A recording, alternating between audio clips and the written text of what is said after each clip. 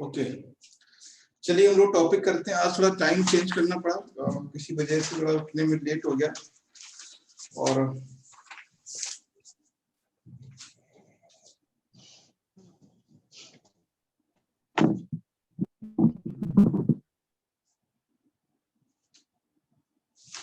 अभी एक टॉपिक एक दो दिन पहले न्यूज में था, मैं उस टॉपिक पहले बात कर लेता हूँ। ठीक है, देखिए शायद आप लोगों ने टॉपिक ये पढ़ा भी होगा और देखा भी होगा, न्यूज में काफी हाईलाइट हुआ था ये कि रीहैब। ये देखा है टॉपिक आपने न्यूज में एक दो तीन दिन में? बताएं ये रीहैब क्या है, इसके बारे में थोड़ी सी बात करेंगे। सेटलमेंट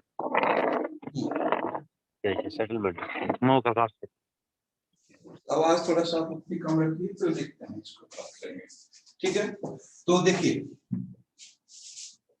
रीहैब इसकी बात करेंगे तो rehab is a project. Okay, rehab is a project government of India, government of India. तो ये गवर्नमेंट ऑफ इंडिया का एक प्रोजेक्ट है, इंस्टॉलेशन ऑफ द 20 बॉक्स, यानी जो 20 बॉक्स होते हैं उनके इंस्टॉलेशन के लिए है। 20 बॉक्सेस, 20 बॉक्सेस। अच्छा, जो मधुमक्खी के बॉक्सेस होते हैं उनके इंस्टॉलेशन से रिलेटेड है ये। तो rehab is a project of government of India, bee boxes installation, यानी बी बॉक्स मधुमक्खियों के जो बॉक्सेस हैं उनको जगह जगह पर लगाया जाए। अब सुनिए क्या है, देखिए जो 20 होती है मधुमक्खियां हैं, उनकी वजह से जहां मधुमक्खी होती है वहां पर एलिफेंट नहीं जाते। एक्चुअली ये जो प्रोग्राम है प्रोजेक्ट रीहैब या rehab is a project for the safety of the elephants या कॉन्फ्लिक्ट एलिफेंट एंड ह्यूमन, यानी एलिफेंट और ह्यूमन के कॉन्फ्लिक्ट को रोकने के लिए शुरू किया गया। तो पर यहाँ दो तीन बातें समझना है। पहला ये है कि रीहैब है क्या। तो rehab is a project government of India, installations of the 20 boxes, यानी मधुमक्खियों के बॉक्सेस को जगह जगह लगाने के लिए ये भारत सरकार का ये प्रोजेक्ट है ना। तो सबसे पूछेगा है क्या, तो ये बी बॉक्स यानी बी बॉक्सेस इंस्टॉलेशन प्रोजेक्ट है, मधुमक्खियों के बॉक्सेस को लगाने का एक प्रोजेक्ट है। ठीक है, तो सबसे पहले तो आपको ये समझना चाहिए ये है क्या, उस इसमें आप समझ गए है ना। तो क्या है ये bee boxes installation project of government of India, clear. Second, what is the objective is this project, objectives of this project. इस प्रोजेक्ट का पर्पस ये है कि हाथी लास्ट टाइम भी काफी जो मार्च अप्रैल में हुआ था, आपने देखा ही था कि कैसे उसको एक हाथी को मार दिया गया। और तो हाथी जहां भी ह्यूमन बीइंग की टेरिटरी में जाएंगे वहां उनके साथ प्रॉब्लम होगी। तो ह्यूमन बीइंग और हाथियों को दूर रखने के लिए, यानी सिंपल सी बात है, settlement area and human being को दूर रखने के लिए इन बीज का इस्तेमाल किया जाएगा। ये नेचुरली है, जहां पर मधुमक्खियां होती हैं वहां पर ये हाथी नहीं जाते हैं। तो जैसे मान लीजिए ये फॉरेस्ट है, ठीक है, ये फॉरेस्ट है और यहाँ पे कोई गांव है ना, या कोई विलेज है, यहाँ पे कोई गांव है। तो क्या करेंगे ये लोग, इस गांव के चारों ओर बी बॉक्स लगा देंगे। ठीक, तो इससे क्या होगा, मधुमक्खियां इन बॉक्सेस की वजह से इसके अंदर एंट्री नहीं करेंगी। या कोई जैसे रेलवे ट्रैक है, ठीक है, रेलवे ट्रैक है, तो रेलवे ट्रैक के आसपास में ये बी बॉक्सेस लगा दिए जाएंगे। बी बॉक्सेस लगा देने पे क्या होगा, जो एलिफेंट हैं वो रेलवे ट्रैक के पास से नहीं गुजरेंगे। आपको पता है एनिमल में सुनने का जो कैपेसिटी है, हियरिंग कैपेसिटी है, हम लोगों से 10 टाइम्स होती है, ध्यान रखना। एनिमल्स में सुनने की कैपेसिटी हम लोगों से 10 टाइम्स होती है, 10 गुना। यानी वो 20 की जो आवाज है, साउंड है, उसको वो सुन लेते हैं और वहां वो नहीं जाते हैं। ठीक है, तो ये है। तो व्हाट इज रिहैब? तो rehab is a bee installation. लगाया जाता है बी बैग्स। क्या सर पर बी क्यों लगाया जाता है उसे सर? प्रॉब्लम क्या होती है जो एलिफेंट को तो नहीं पार करता है सर? मधुमक्खी पालन सुना है ना? मधुमक्खी पालन है ना? मधुमक्खी पालन में क्या होता है, जैसे ये खेत है, ठीक है, खेत में ही बॉक्स लगा दिए जाते हैं और इसमें मधुमक्खियां रहती हैं, बीज रहते हैं, ठीक है, ये मधुमक्खियां रहती हैं इस तरह से। तो मधुमक्खियां उसी में शहद बनाता है, उसी में शहद बनता है। तो ये है, अगर मैं आपको दिखा पाऊं, देखता हूं अगर कहीं मिल जाए तो बी बॉक्सेस दिखा पाऊंगा मैं, ठीक है। तो मधुमक्खियों के बॉक्सेस लगाने का पर्पज ये है, जहां मधुमक्खियां बॉक्सेस रहेंगे वहां पर हाथी नहीं जाएंगे, और जब एलिफेंट उस एरिया में नहीं जाएंगे तो हाथियों की जान बचाई जा सकती है। ये ह्यूमन बीइंग यानी इंसानों और हाथियों का जो कॉन्फ्लिक्ट है, यानी जो टकराहट है, वो रुक सकती है। ठीक है, तो ये है, समझ में आया गुड्डू? Sir right. देखो मैं अभी आपको दिखाता हूं, इस तरह से होती है। अगर मैं आपको स्क्रीन पे ले चलूं तो आप समझ पाएंगे। वैसे जहां तक देखा ही होगा आप लोगों ने, ये वाला जो एरिया ये है ना, ये बॉक्सेस हैं, है ना, इसमें मधुमक्खियों को पाला जाता है। तो ये है ना, ये वाले, तो ये इंस्टॉल किए जाएंगे ये बॉक्सेस उस एरिया में। तो इन बॉक्सेस से क्या होगा, मधुमक्खियां वहां पे रहेंगी और जिस वजह से हाथी वहां पे नहीं आ पाएंगे। ठीक है, तो ये है। ये जो बॉक्सेस हैं ये वहां लगाए जाएंगे इस तरह से। ठीक, तो ये था। तो ऑब्जेक्टिव आप समझ गए क्या है? सेव एलिफेंट, ठीक है, सेव एलिफेंट, हाथियों को बचाना है, और control conflict between human being and elephant. ठीक है, तो ह्यूमन बीइंग यानी कंट्रोल क्या करना, कंट्रोल कॉन्फ्लिक्ट या रिड्यूस कंट्रोल, मतलब कंट्रोल कॉन्फ्लिक्ट, कॉन्फ्लिक्ट मतलब interaction human being and elephant. ठीक है, और एलिफेंट के बीच में जो आपस में कॉन्फ्लिक्ट है उसको रोका जा सकता है। तो आई थिंक इतनी बात समझ में आ गई होगी कि है क्या और इसका ऑब्जेक्टिव्स क्या है। अब ये फर्स्ट टाइम इंडिया में एज ए प्रोजेक्ट अभी लॉन्च किया गया है, एज ए एक्सपेरिमेंट किया गया, कहां पर, नागरहोल में। ठीक है, अभी इसको नागरहोल में लगाया जाएगा। ठीक है ना, हाँ एक मिनट,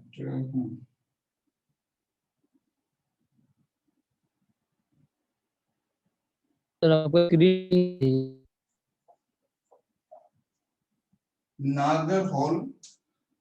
नागरहोल नेशनल पार्क। ठीक है, नागरहोल नेशनल पार्क में अभी ये इंस्टॉलेशन किया जाएगा।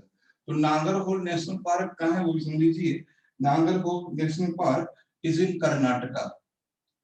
ठीक है, ये कर्नाटका में है, और कर्नाटका मीन्स ये अभी इस समय टाइगर रिजर्व है ना, अभी इस समय टाइगर रिजर्व इसको बना दिया गया था, टाइगर रिजर्व। ठीक है, और भारत में इस समय, इंडिया में इस समय 51, इंडिया में 51 अभी टाइगर रिजर्व है, टाइगर रिजर्व है। ठीक है, ये है। तो ये भी हो सकता है कि कर्नाटक की जगह आपको वेस्टर्न घाट दिया हो। ठीक है, तो वो भी आपके आंसर में हो सकता है। तो आई थिंक समझ में आ गया आपको कि नागरहोल में इसको इंस्टॉलेशन किया जाएगा, नागरहोल कहाँ पर है? Nagarhole is a national park जब बनाया गया था, ये बना था 1955 में, okay, as a national park.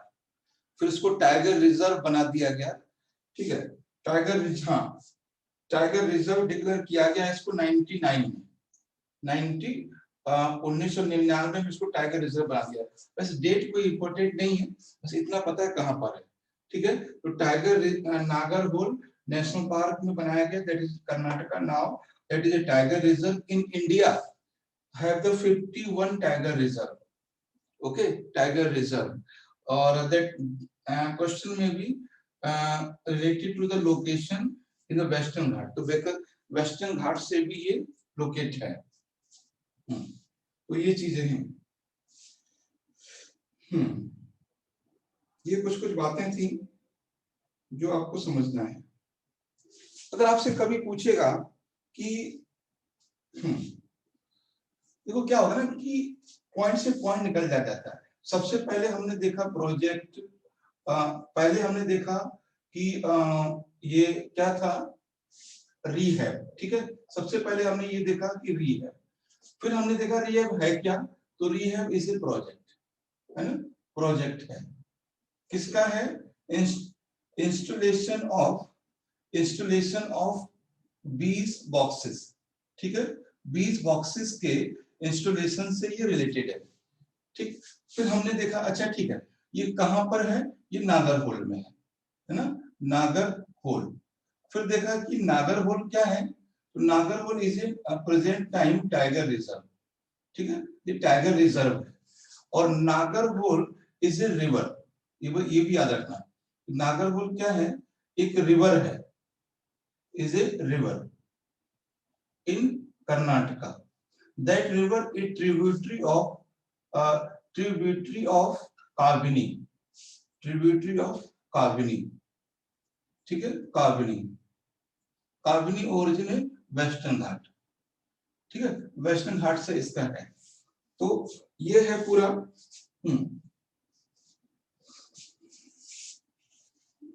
ठीक, तो ये वो रीजन है। तो यहां तक बातें समझ में आ गई। अब नेक्स्ट क्या है यहाँ पे कि सबसे ज्यादा इंडिया में जो एलिफेंट हैं वो कहां पर है? मैक्सिमम एलिफेंट इन इंडिया, बता सकते हैं?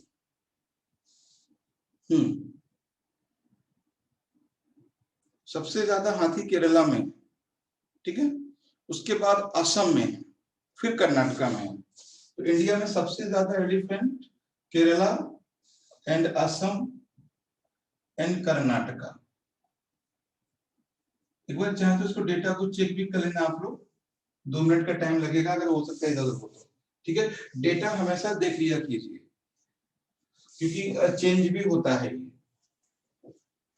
और डेटा पे भरोसा मत कीजिए हमारे, क्योंकि पता नहीं कब रिपोर्ट आ जाए, चेंज हो जाए, ठीक है। तो ये है सारी बातें रीहैब के बारे में। कोई प्रॉब्लम यहाँ तक? No sir. हाँ, तो एक तो रीहैब पूछेगा, दूसरा नागरहोल टाइगर रिजर्व पूछेगा, और तीसरा नागरहोल रिवर पूछेगा, और उसके बाद काबिनी पूछेगा, और फिर इंडिया में एलिफेंट कितने, ये पूछेगा। तो बस दैट्स इट।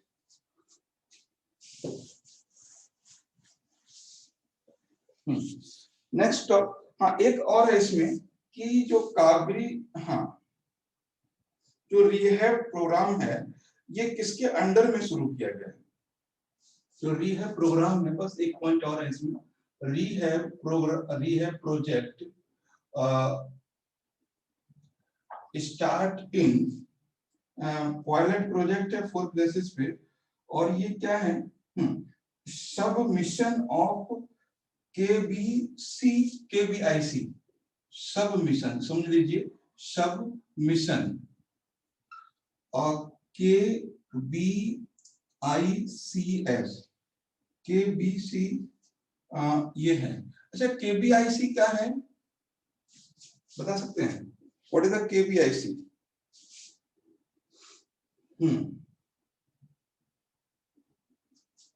अच्छा, पता है ये क्वेश्चन आपका यूपीएससी में 2017 में पूछा प्री में, KPIC से। देखो कोई भी हमने सिर्फ क्या होता है कि कम से कम आप इतना पता होना चाहिए किसके अंडर में शुरू किया गया, तो सिर्फ नाम से आप समझ जाओगे, और नाम से समझने के बाद आपको समझना इसका पर्पस क्या है। बस पर्पस और दोनों नाम एक भी साथ में। कैसे, देखिए के Khadi, okay, V and village, okay village, I industry, okay industries, commission, ठीक है, ये है कमीशन, कमीशन। तो ये इसका फुल फॉर्म है, और ये कब बनाया गया? 1956 में, 1956 में। और किसके अंडर में है ये कमीशन है? किसके अंडर में है ये? MSME, MSME के अंडर में है ये, ministry of MSME, ministry of MSME। MSME के फुल फॉर्म जानते हैं क्या है? ठीक है, ministry of micro small medium enterprise, हाँ, मिनिस्ट्री ऑफ MSME, ठीक है, माइक्रो स्मॉल मीडियम इंटरप्राइजेस। शायद इसकी हिंदी देख लेना के बाद, लघु सूक्ष्म उद्योग ऐसे करके है, ठीक है। तो अब इसका सीधा सा समझना है, what is the objectives, objectives. I think objective आपको क्लियर हो गए होंगे किसी पॉइंट में। क्यों क्लियर हुए कि नहीं ऑब्जेक्टिव्स के, बताइए सर। सीधे सीधे है, खादी यानी खादी को प्रमोट करना है, कहां पर? विलेजेस में, और एज ए इंडस्ट्री प्रमोट करना है इसको, ठीक है। तो ये है, उसके अंडर में ये प्रोजेक्ट चलाया गया, ठीक है। दैट रिहैब इज अ सब मिशन। उसके अंदर में, किसके अंडर में है ये? KBIC। और KBC किस मिनिस्ट्री के अंडर में आती है? तो वो आती है MSME, ministry of MSME। 3 point आपको ध्यान रखने की जरूरत है। एक तो है रिहैब, दूसरा है नागरहोल, ठीक है, नागरहोल, और तीसरा है इसमें KVIC, और थर्ड है MSME। तो ये चीजें हैं, और साथ में एलिफेंट, वो तो आपको याद रखना ही है, ठीक है। तो ये चीजें निकल के आती हैं सर। तो थोड़ा मैं चीजों को ब्रॉडर लेवल पे जोड़ देता हूँ, थोड़ा जोड़ने की कोशिश कीजिएगा। अभी आप लिख लीजिए, समझना है, बस चीजों को, मेरी बातों को सुनते रहना है बस, बाकी सब चीज समझ में आ जाएगी कि हमने MSME क्यों लिखवाया है, KBIC क्यों लिखवाया है।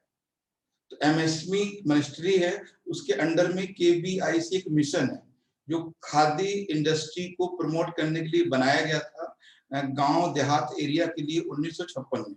उसी कमीशन के अंडर में ये मिशन चल रहा है। कौन सा? बी बॉक्सेस इंस्टॉलेशन मिशन, यानी रिहैब। ये है बात, यहां से शुरू करनी है, यहां तक पहुंचनी है, ठीक है। नेक्स्ट टॉपिक देखें, सबका क्लियर है? Altaf, Guddu, Nazuka, Sachin, Swapnil? Yes sir, clear है। ओके, बस इस पे आपको नोट्स बनाना है, ठीक है, नोट्स बनाना है। बहुत सारे चांस और भी बन सकते हैं चीजें इसमें। और नेक्स्ट है इसमें great Indian bustard, great Indian bustard. ये बहुत बार हमने टॉपिक डिस्कस किया है, आज भी देखते हैं। ग्रेट इंडियन बस्टर्ड, ये न्यूज में क्यों है? इस न्यूज में इसलिए है कि अभी हुआ क्या है कि ग्रेट इंडियन बस्टर्ड का नंबर ऑफ पॉपुलेशन काफी कम हो रहा है, इनका जो संख्या है वो काफी कम हो रही है। तो पहली बात है क्या? तो ये एक हैवी फ्लाइंग बर्ड है, यानी काफी बड़ा होता है और उड़ने वाला पक्षी है, ठीक है। तो ये क्या है? हैवी फ्लाइंग बर्ड, या सीधे लिख सकते हैं वर्ड। ये पक्षी हैं, ये वर्ड्स हैं, इनका जो एरिया है वो है ग्रासलैंड, ठीक है, grassland and tropical region, grassland and tropical region. इनका जो भाग है वो सीधे से समझ लीजिए कहाँ कहाँ पाए जाते हैं, ग्रासलैंड में यानी घास के मैदान में, और दूसरा एरिया ट्रॉपिकल में, ठीक है, ट्रॉपिकल रीजन में। अब यहाँ पे बहुत सारी बातें आ गई आपको समझ में। सीधा पूछेगा इसमें, अच्छा कर्नाटका है ना, Karnataka, A, B Himachal Pradesh, and C Andhra Pradesh, and D Rajasthan. ये किस स्टेट में नहीं होगा, है ना, बताएं।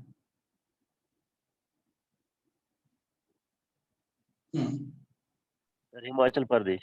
हिमाचल प्रदेश, बस ये देख, इसलिए मैंने वर्ड लिखा है ग्रासलैंड और ट्रॉपिकल रीजन।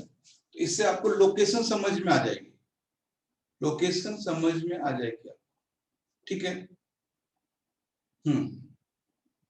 एक चीज मैं आपको बता दूं, जो बड़े एनिमल हैं, साइज में बड़े एनिमल हैं, ध्यान समझिए जो मैं बोल रहा हूँ, जो भी साइज में बड़े animal like tiger, elephant, camel, dinosaur and इस तरह के जो भी बड़े एनिमल हैं, वो बहुत ना तो कोल्ड रीजन में है और ना ही बहुत रेनफॉल रीजन में है ना, रेनफॉल रीजन में भी नहीं है और कोल्ड रीजन में भी नहीं है। अच्छा, रेनफॉल रीजन में नहीं है, इसका रीजन क्या है?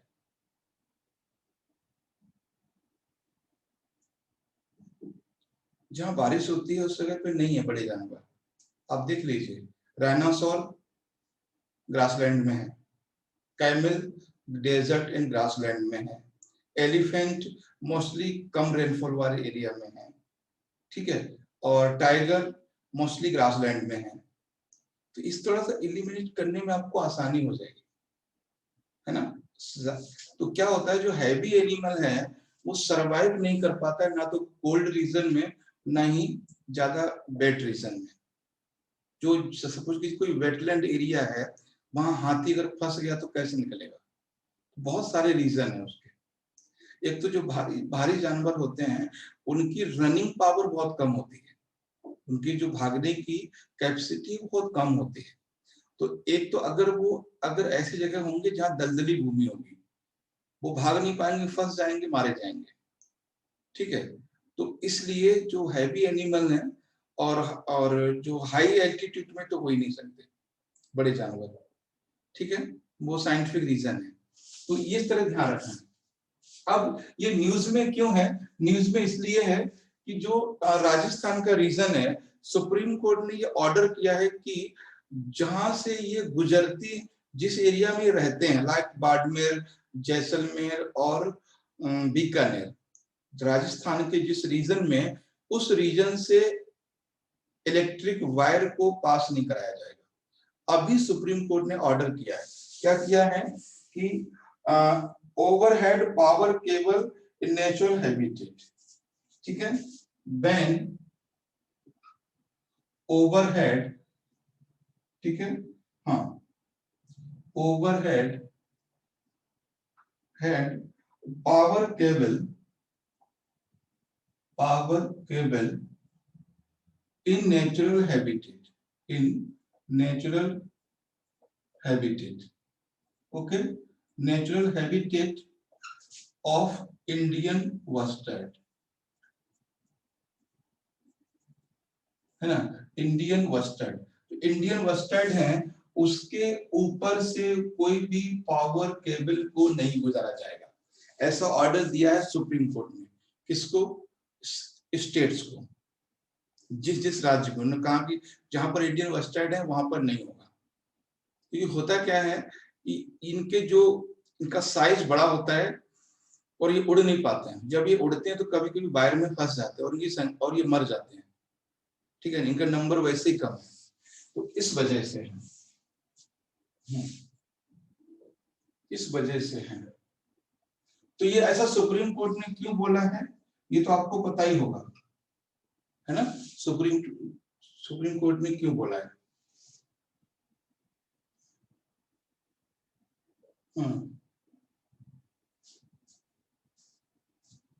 अच्छा, इंडियन कॉन्स्टिट्यूशन में कितनी जगह है इन्वायरमेंट प्रोटेक्शन के लिए, बता सकते हैं। इन्वायरमेंट प्रोटेक्शन कितनी जगह पर है। ये क्वेश्चन एक बार यूपीएससी पूछा होगा, है शायद आपको याद होगा। 2016 में ये पूछा है कि जो एजुकेशन के बारे में इंडियन कॉन्स्टिट्यूशन में कहां पर कितनी जगह पे डिस्कशन है, किस किस जगह पे डिस्कशन है, तो इस तरह से पूछा है। तो आप बता सकते हैं कि इंडियन कॉन्स्टिट्यूशन में इन्वायरमेंट प्रोटेक्शन की कहां कहां पर बात की गई है। देखो, अगर आपको ज्यादा नहीं पता है, ठीक है, अगर आपको ज्यादा नहीं पता है तो 3 आंसर लगा दिया करो। पहला डीपीएसपी, ठीक है, यानी नीति निर्देशक तत्व आर्टिकल 50, ठीक है, 50 या 49 देख लेना आप लोग, ठीक। उसके बाद है फंडामेंटल ड्यूटी, ठीक है, फंडामेंटल ड्यूटी में भी। नेक्स्ट है शेड्यूल्स 5 एंड 6, स्पेशली 5, ठीक है, जो शेड्यूल्स यानी जो क्या बोलते हैं, सूचियां। 3 जगह इसके बारे में जिक्र किया गया है, 3 जगह जो कॉन्स्टिट्यूशन में है, ठीक है, कॉन्स्टिट्यूशन में है।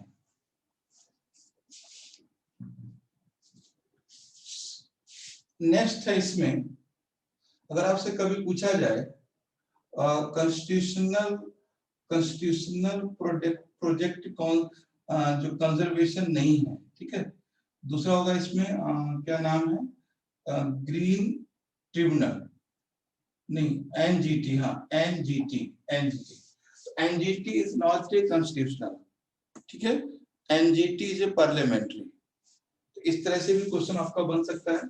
तो कॉन्स्टिट्यूशन में सिर्फ ये है और ये अलग से है, ये पार्लियामेंट्री है, यानी ये संसदीय कानून द्वारा बनाया गया है, संसदीय कानून द्वारा, ये पार्लियामेंट के किसी आर्टिकल में नहीं। एनजीटी एग्जीक्यूटिव ऑर्डर से बना है सर। हाँ, एग्जीक्यूटिव ऑर्डर से बनाया गया, यानी पार्लियामेंट्री से बनाया गया। तो 3 जगह आपको मिलता है, डीपीएसपी में भी है और फंडामेंटल ड्यूटी में भी है और शेड्यूल में भी है। शेड्यूल 5 को देखोगे आप, 5 या 6 को, तो शेड्यूल 5 में बोला गया है कि that area related to tribal community, है ना, the area related to tribal community are conserved are reserved for the natural resource. उनके रीजन में कोई भी नहीं जा सकता, उनके नेचुरल पूरा एरिया ही बायोस्फीयर कंजर्व है, आप नहीं जा सकते उस रीजन में।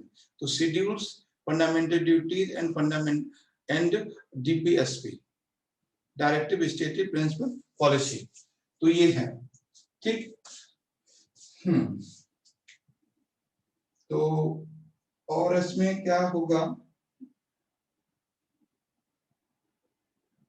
अच्छा इनका देख लेते हैं किस किस वैसे तो आपको समझ ही गए कि किस किस राज्य में है। और इंडिया में जो मैक्सिमम है ना, मैक्सिमम इंडियन वस्टर्ड है, इंडियन वस्टर्ड है मैक्सिमम, वो आपके राजस्थान में है, ठीक है, राजस्थान में, ओके। और सबसे ज्यादा जो हम ये समझ रहे हैं जो मैक्सिमम उसका लॉस हुआ है, वो लॉस हुआ है डिग्रेडेशन या लॉस ऑफ हैबिटेट। इन सबसे ज्यादा इनका खतरा किससे है, खतरा किससे हुआ है, loss of habitat, loss of habitat, यानी जो उनका आवास है, आवास खत्म हुआ है, आवास का विनाश। कभी आपसे पूछेगा इंडियन वेस्टर्न किस राज्य में है, तो राजस्थान में है सबसे ज्यादा। और इसको खतरा किससे था, इनकी संख्या क्यों कम हो रही है, तो लॉस ऑफ हैबिटेट, यानी जो उनका आवास है वो खत्म हो रहा है, ठीक है। ना इनका हंटिंग हो रहा है, ना इनका पोचिंग हो रहा है, और बस इनकी संख्या कम इसलिए हो रही है क्योंकि इनका एरिया कम हो रहा है।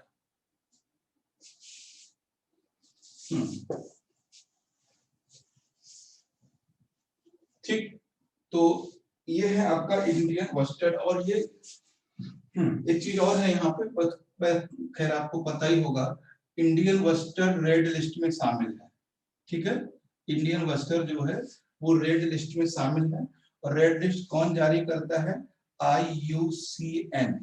ठीक है, IUCN जारी करता है ये रेड लिस्ट में।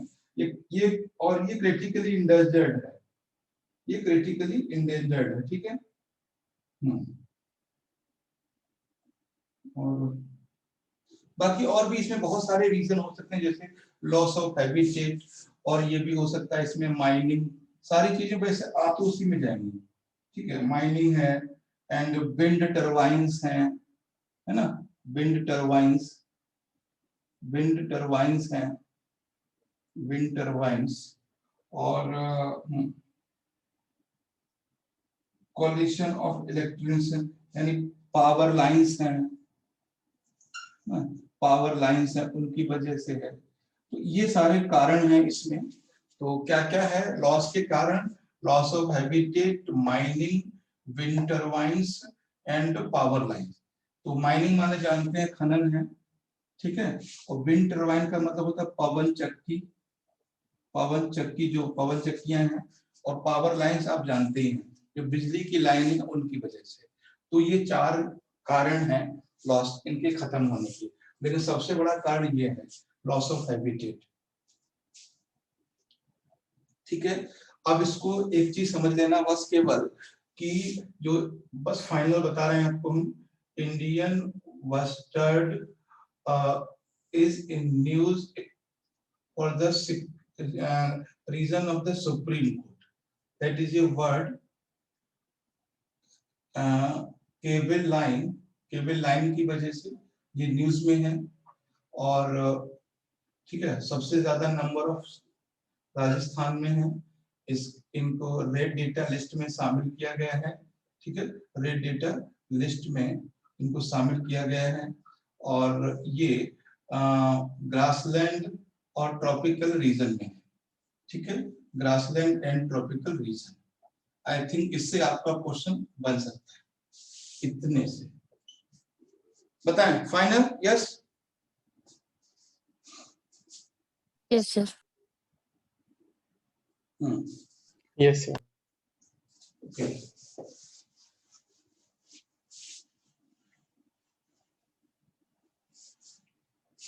नेक्स्ट है इसमें SIPRI, शिपरी।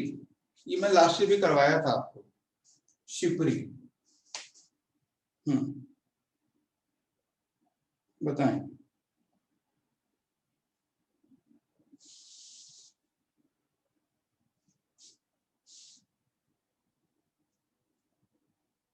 तो सिपरी क्या है, पहले फुल फॉर्म सुन लीजिए। देखो ऐसे दो तीन बात सुन लीजिए, समझ जाएंगे आप। लिख तो हम देखेंगे। सिपरी एक संस्था है, एक इंस्टीट्यूशन है ना, तो इसका बता देंगे। और इसका ये हर साल ये डेटा पब्लिश करता है, विच कंट्री इंपोर्ट्स आर्म, यानी बिजनेस ऑफ आर्म, यानी जो आर्म्स हैं, यानी जो हथियार हैं, उनका व्यापार का ये हर साल एक डेटा पब्लिश करता है ना। Which country imports maximum weapons, पूरे वर्ल्ड से कहां से खरीदता है। और एक बड़ा इंटरेस्टिंग चीज मैं बताता हूँ आपको, किसी के स्टेटस पे लगा हुआ था, मैंने पढ़ा उस दिन कि, और काफी कुछ उसमें था इनडायरेक्ट, पूरा जियोपॉलिटिक्स समझ गया उस स्टेटस में।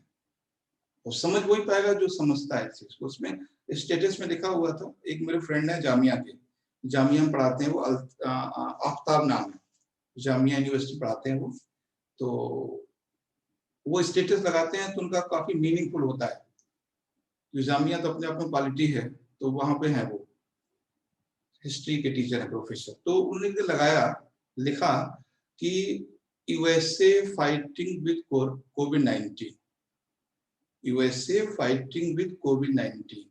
यानी Western country maximum fighting with COVID-19. So there is no terrorism in 2019 and 20 and 21. मतलब पश्चिमी देश कोविड-19 से लड़ रहे हैं और 2019 में, 2020 में, 2021 में कोई बड़ी घटना मतलब इंटरनेशनल लेवल पर टेररिज्म की नहीं हुई है ना। तो समझ रहे मेरी बात कि टेररिज्म इज ए डिजाइन किया जाता है और डिजाइन क्यों किया जाता है? इंटरनेशनल ट्रेड की वजह से। तो पश्चिमी देश आजकल कोरोना में बिजी हैं और इसलिए वर्ल्ड में कहीं टेररिज्म एक्टिविटी नहीं हो रही। कहीं आपने देखी है 2009 दिसंबर 2019 से लेकर अब तक कोई बड़ा इंसिडेंट नहीं देखा आपने? तो उनका इशारा साफ था और ये सही भी है, ठीक है। तो ये चीजें हैं। खैर हम लोग इसकी बात करते हैं। तो ये परफॉर्म लिख देते हैं, पहले लिख देते हैं Swedish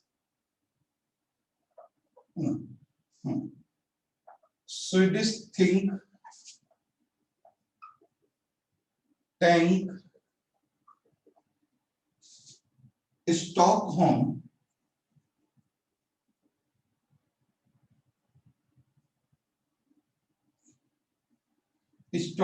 international piece Research, international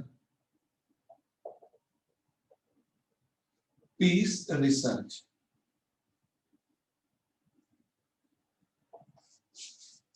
ठीक है, इंटरनेशनल पीस यानी स्वीडिश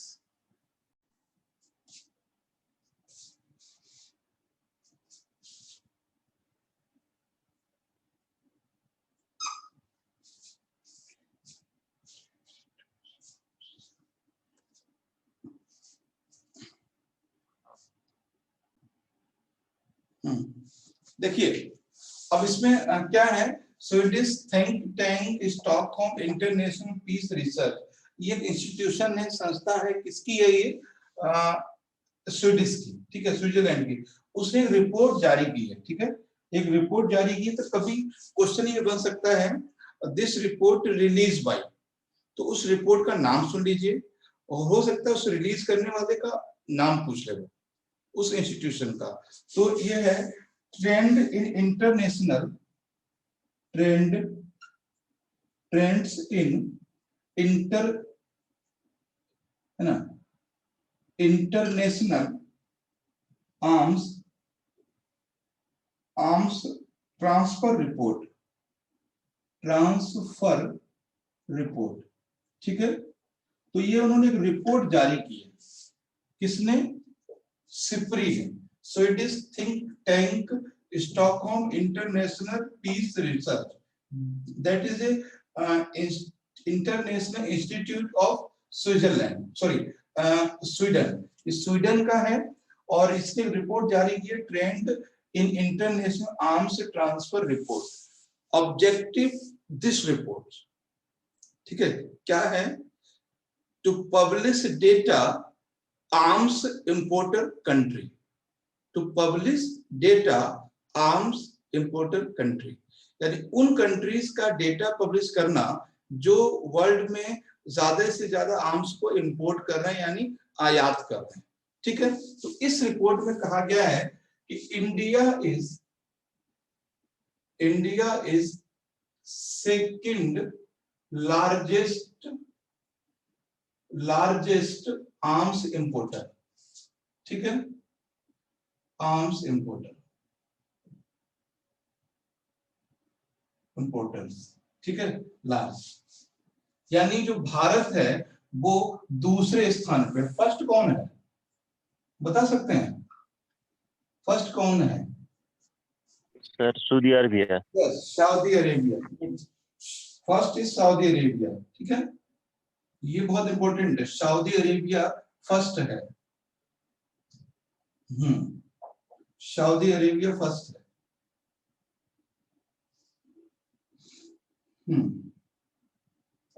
सऊदी अरेबिया जो है वो फर्स्ट है।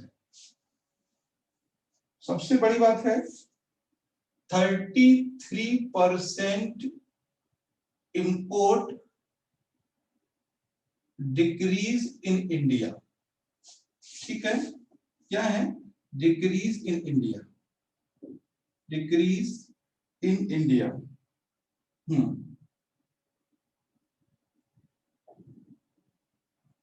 Decrease in India. Last 2016 to 2020।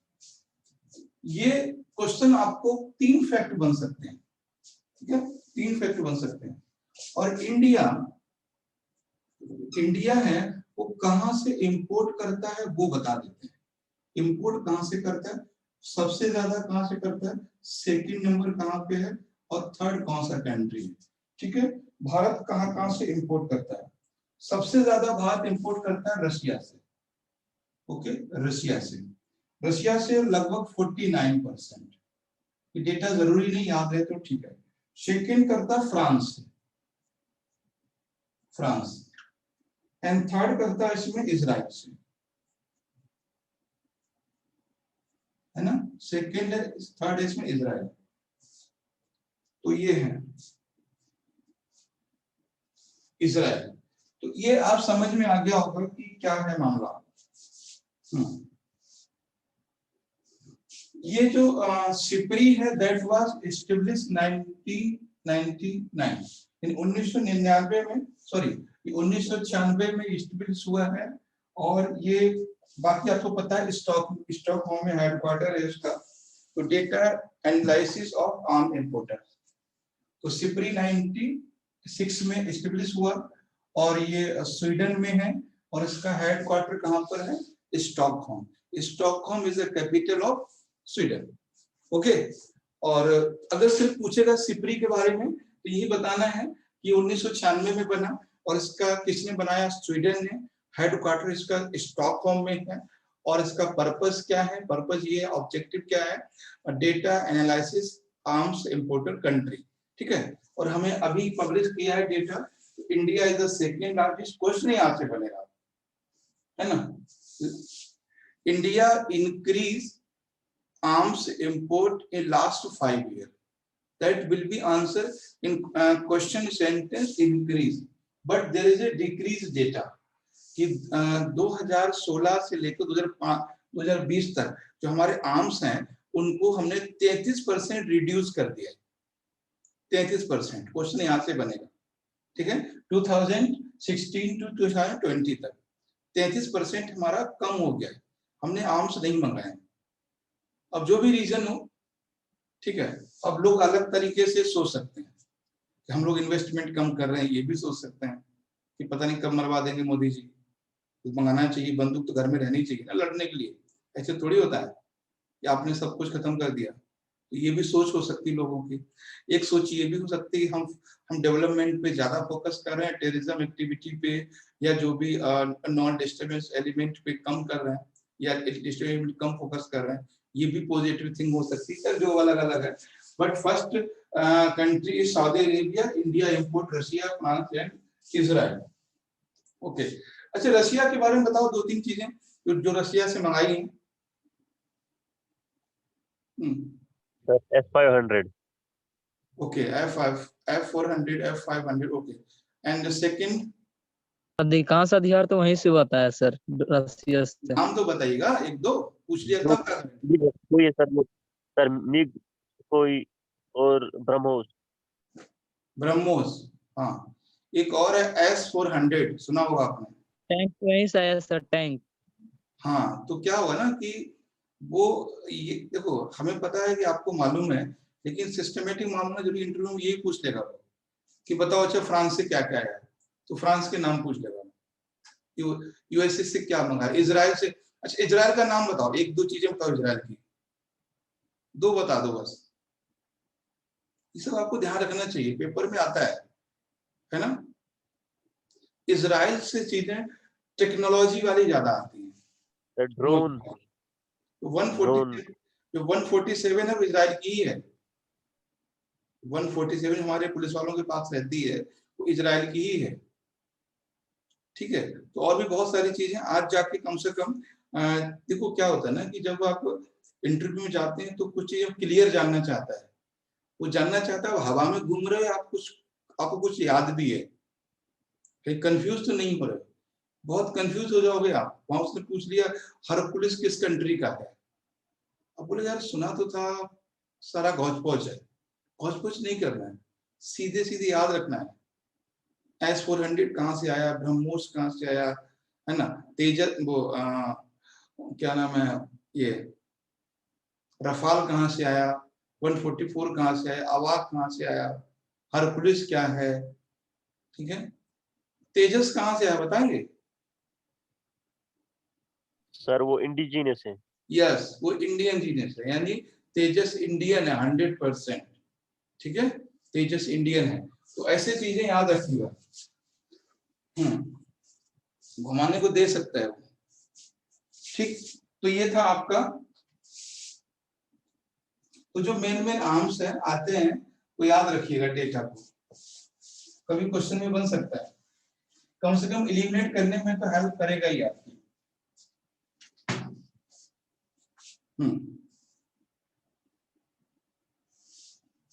और एक अभी भारत सरकार ने बारालाचा पास को खोल दिया है, बारालाचा पास। तो बारालाचा पास जो है उसको भी भारत सरकार ने खोला है, एक तो ये न्यूज हमें करनी है, और दूसरा करनी है बाहोना, BHOANA, क्या बोलेंगे, भावना, भावना, हाँ जो भी है ना, क्या बोल सकते, ये स्पेलिंग है, ठीक है, भावना। और दूसरा है बारालाचा पास, बारालाचा ला या पास। खैर सिंपल इसको समझ लेते हैं, पहले हम बात करते हैं, हमारे पास 5 मिनट तो नहीं है, जो भी है। तो ये अभी भारत सरकार ने ये ओपन कर दिया है, इसको खोल दिया है, ये पास है यानी ये दर्रा है, कहाँ पर है, हिमालय में, ठीक है, हिमालय में है, और ये किस स्टेट में है, हिमाचल प्रदेश में है, ठीक है, हिमाचल प्रदेश में। यहाँ बहुत सारे पास हैं, बहुत सारे पास हैं जो आपको देखने को मिलेंगे, बहुत सारे पास हैं। बता सकते हैं कि ये कितने पास हैं, दर्रे, दर्रों में आपको समझना है, एक तो है बारालाचा, दूसरा है इसमें काराकोरम, ये भी देख लेना कहां पर है, काराकोरम, काराकोरम, एक है इसमें बुर्जिला, ठीक है, बुर्जिला, उसके बाद है इसमें बनिहाल, ये देखना आप लोग, ठीक है, बनिहाल, जम्मू कश्मीर में ये सारे। उसके बाद है जोजिला, है ना, जोजिला पास, और उसके बाद है इसमें शिवकीला, है ना, शिवकीला, ये भी देखना, और थांगला, ये भी देखना, थांगला, एक है चांगला, चांगला,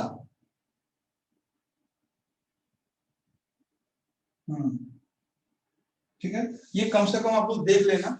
और ये जितने मैंने आपके बताए हैं सारे के सारे ये जम्मू कश्मीर और हिमाचल प्रदेश में, ठीक है, और इनमें सबसे इम्पोर्टेंट है बनिहाल, मैप और में दिया हुआ सर, हैं, मैप सर, मैप, हाँ मैप में होंगे, जो एटलस है ना, एटलस बुक उसमें मिल जाएंगे आपको, और नहीं तो गूगल में तो मैप में देखना अच्छा रहेगा, एटलस आती है ना किताब वो इंग्लिश वाली, उसमें देखना, ठीक है। सर है। अब ये भगोना क्या है बता सकते हैं, भगोना, बताओ गुड्डू क्या है ये?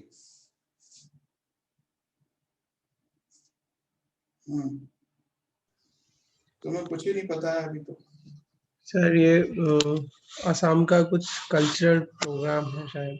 हाँ, ये आसाम का कल्चरल फेस्टिवल है डिवोटेड टू वैष्णविज्म, वैष्णव यानी विष्णु भगवान की कथाओं को लेकर ये एक फेस्टिवल है।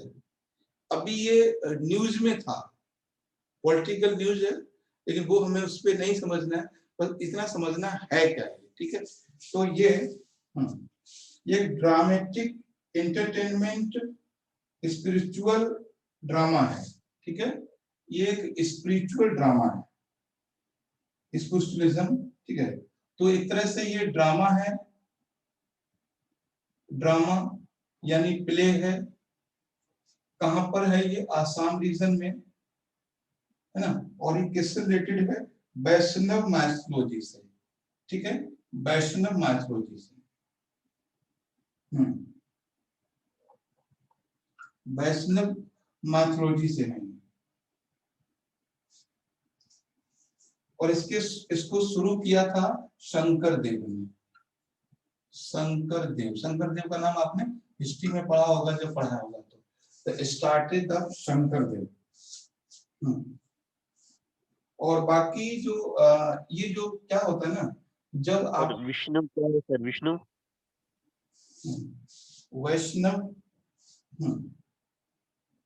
वैष्णव नहीं जानते?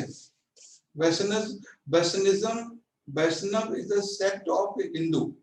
जो लोग भगवान विष्णु को मानते हैं, लॉर्ड विष्णु को मानते हैं, they are known as Vaishnav. Okay, जो भगवान शंकर को मानते हैं, that believe in God Shiva, that is known is a Shaivism. तो ध्यान रखना है, Shaivism, Shaivism and Vaishnavism, Vaishnav, okay, हाँ, एंड वैष्णव दोनों में फर्क है।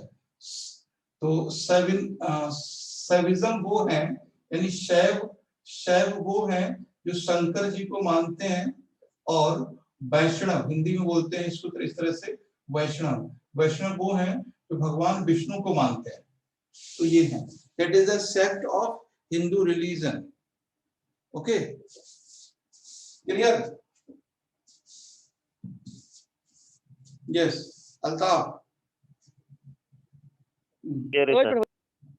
तो समझना है कि बोहना या Bohna is a dramatic play या spiritual play in Assam. If that is celebrated in Assam, that is related to Vaishnav, that may be also celebrated in North India, like Chaitanya. जैसे चैतन्य महाप्रभु हैं, चैतन्य महाप्रभु कहाँ से हैं? वेस्ट बंगाल से। और चैतन्य ने भगवान श्री कृष्ण के बारे में बात की है। तो ऐसा नहीं कि चैतन्य सिर्फ वो बंगाल से हैं। चैतन्य को नॉर्थ इंडिया पूरी मानती है। चैतन्य महाप्रभु कहा जाता है उनको। चैतन्य इज ए सेंट, है ना, दैट इज मतलब related to 15th and 16th century, that is part of bhakti movement in medieval period. तो इनको चैतन्य महाप्रभु कहते हैं। तो दैट मीन्स क्वेश्चन में भी बोहना dramatic player is related to Assam, Bengal, Orissa, Bihar, UP, क्योंकि इन सारे स्टेट्स में वैष्णव कल्चर फेमस है, ठीक है, इस तरह से। यस, तो आई थिंक ये टॉपिक इतने रहने देते हैं हम आप लोग। और जो हमारा क्लास है जीएस का, उसको 9:30 पर करते हैं। और कल आपका क्लास सेम टाइम पे होगा, टाइम चेंज नहीं है, ठीक है। ठीक है, अल्ताफ, सचिन, स्वप्निल, नाजुका क्लियर है? रोक सकते हैं क्लास को? Yes, sir. Yes, okay sir. Sir.